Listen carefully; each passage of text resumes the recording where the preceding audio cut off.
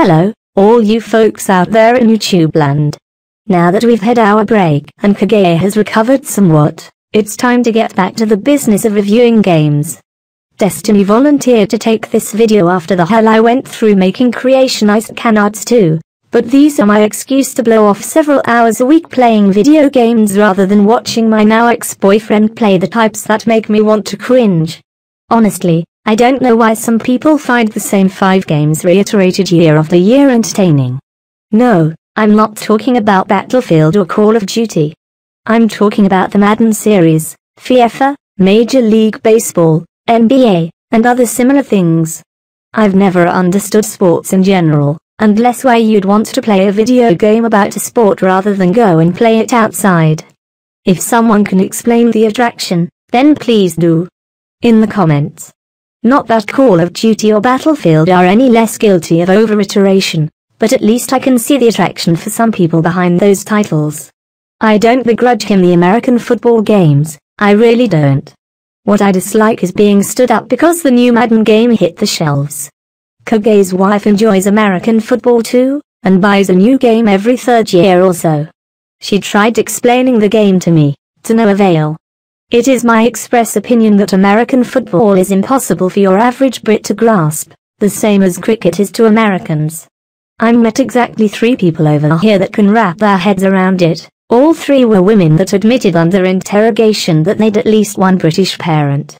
So in honor of the departure of his assholeness, I present a game he's shut down on me several times because boring. Introversion's hacker cyberpunk classic, Uplink. Before we begin, let me say that like Watch Dogs, this game is horribly unrealistic. It evokes the hacker movies of Gesture, War Games, and others along the same vein. It's just realistic enough to make fun, but nothing therein operates the same way as a real network, with real computers. One cannot use it to learn to hack things. In fact, if you try it, you're going to get arrested, if only for acting like a terminal moron. If you think you can use this game to gain a hacker card on their forums, then you will be humored until it stops being funny. Then they'll make your life a living hell. In Uplink, you are a nameless, faceless agent. You have a basic gateway that you dial into, and the whole world's full of computers that you can mess with just because. Like the Elder Scrolls and other similar games, you are cut loose after you pass the basic test, and can mostly do what you like. Your reputation rises and falls based on your skill in the hack, your programs, hardware, and which jobs you take.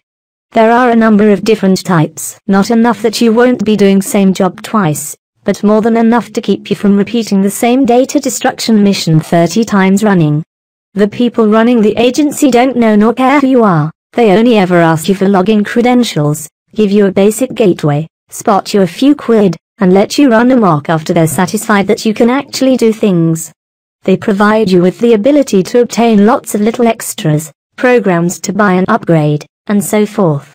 In the midst of your romp through a brilliant cyber playground, the main story will emerge, and you can ignore it and watch it play out anyway, or you can take up the gauntlet when someone hands it to you and with it either save or destroy the world. Or perhaps something in between. I'm always tempted to wreak havoc on the world at that point, and my conscience usually gets the better of me.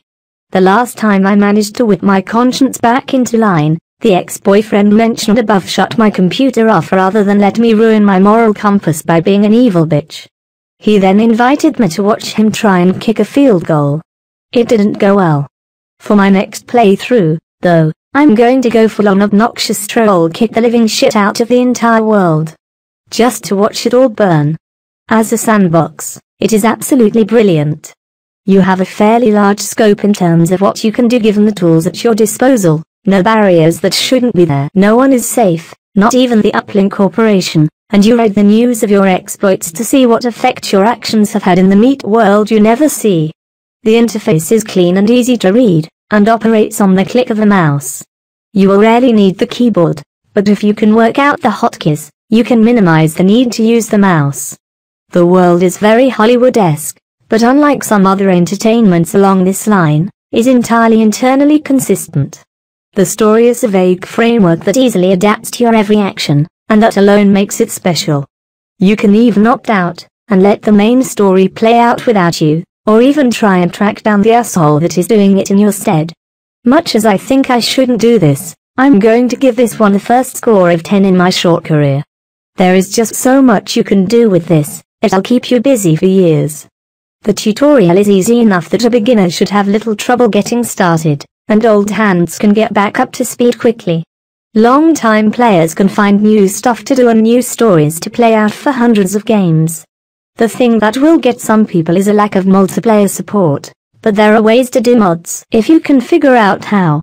There are a few places you can get new gateways, scenarios and so forth, but if you can find the wild, unruly modding manual, there's little to stop you. If you haven't played this game, then you need to have your head examined. There are several places to get it, and none of them are very expensive. You can get it on Steam currently for $10 US, or for a better value, you can get a package with 3 more of Introversion's games for twice that. Over the years, I've put hundreds of hours into this game, and if you like a jolt of adrenaline trying to complete a hack with a little bit of time to cool off before the next one, this is the game for you. They even left out the stupid controller tricks. I realize this game may not be for everyone, but I have yet to meet someone that's played it that hasn't loved it.